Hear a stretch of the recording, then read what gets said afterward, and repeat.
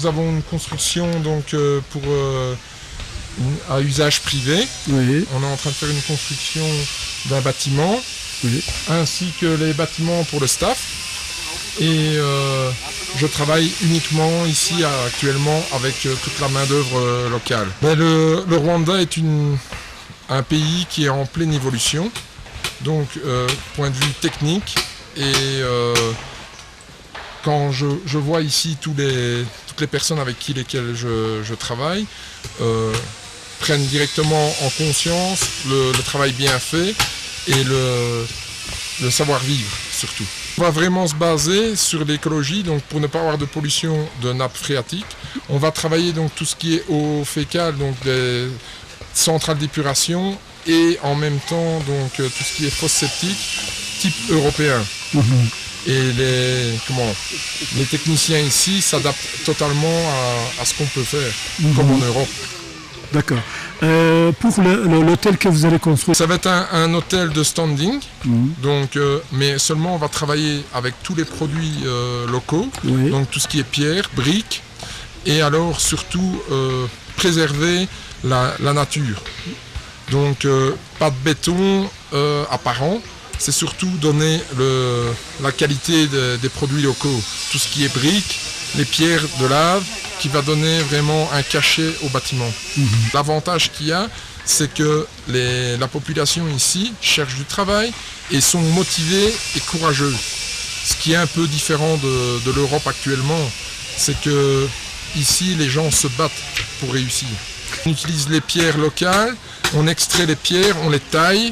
Vous voyez avec les colonnes qu'on est en train de fabriquer. Oui. On utilise tout ce qui est briques locales, le ciment. Et je trouve que c'est important de valoriser les produits locaux parce qu'ils sont quand même de très grande qualité, tout en respectant les dosages bien sûr, mais autrement on a de la très bonne qualité ici au Rwanda.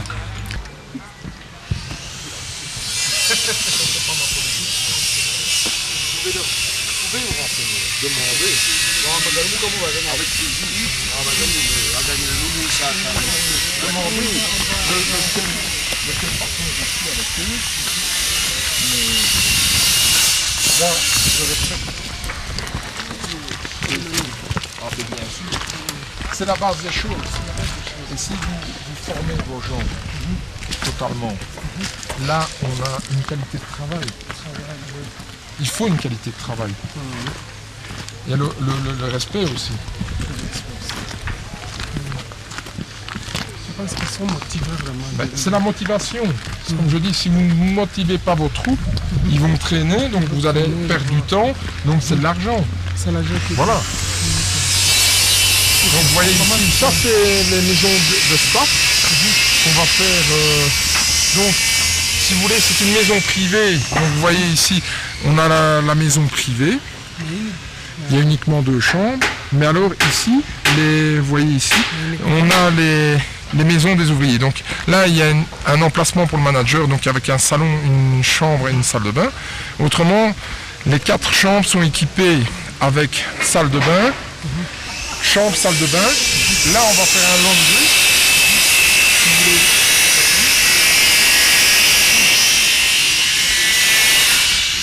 Là, c'est le stock en matériel. On a l'office.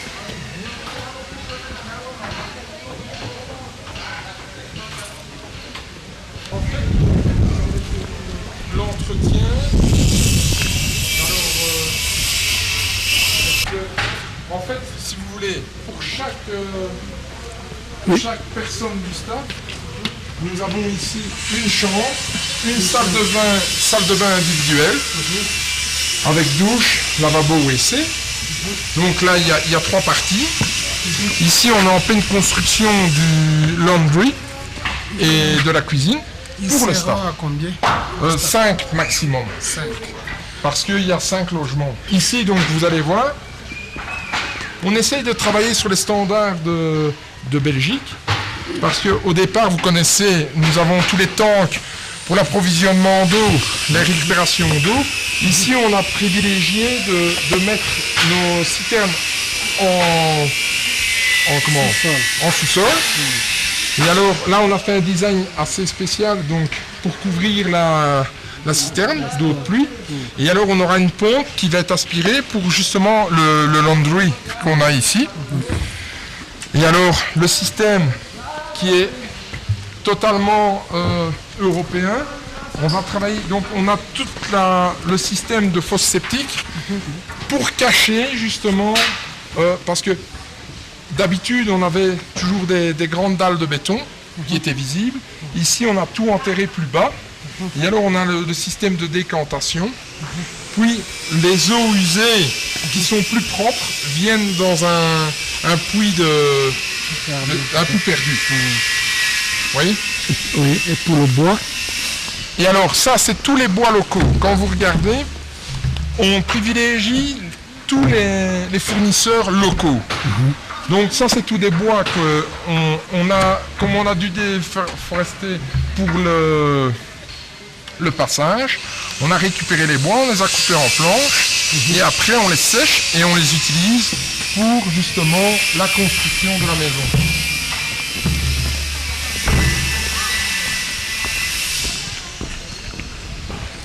Et alors ça reste naturel. Et les fosses septiques seront où? Elles sont là, on ne les voit pas. C'est bien. Vous voyez?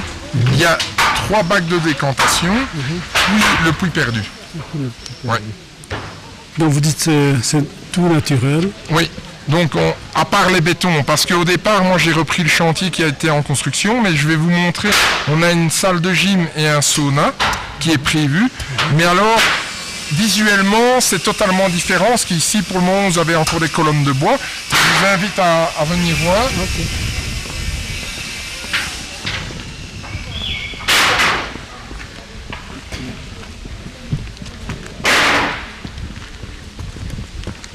Donc on garde l'aspect des pierres naturelles, des briques locales que nous achetons ici à Moussanzet.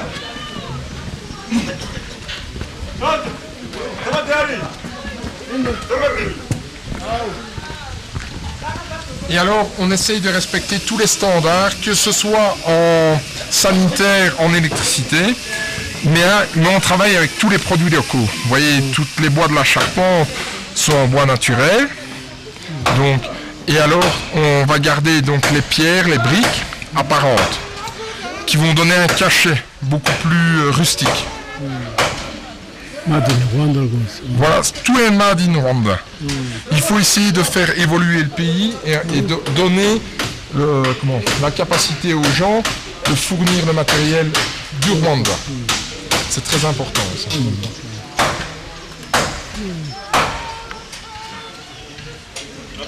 Et comme je dis, tous les ouvriers, c'est des gens qualifiés qui évoluent de jour en jour en leur donnant vraiment des idées pour progresser. Et moi je dis ainsi, j'ai une équipe extraordinaire.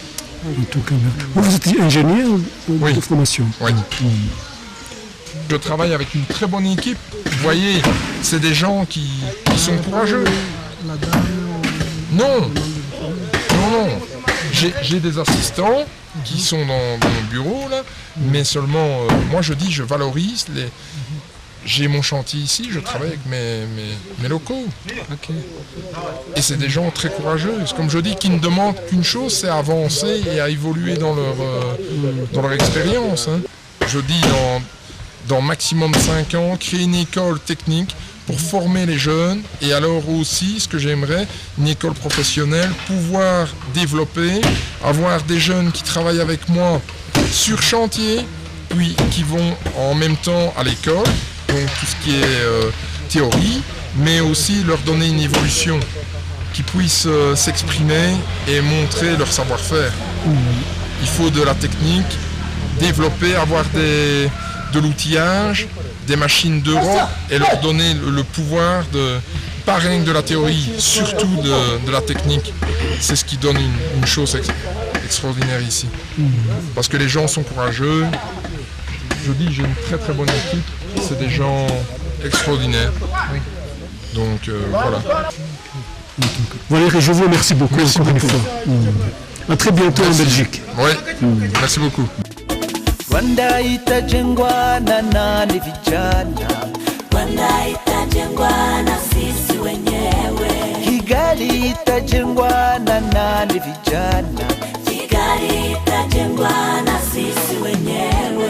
Butare itajengwa na nani vijana? Butare itajengwa na sisi wenyewe.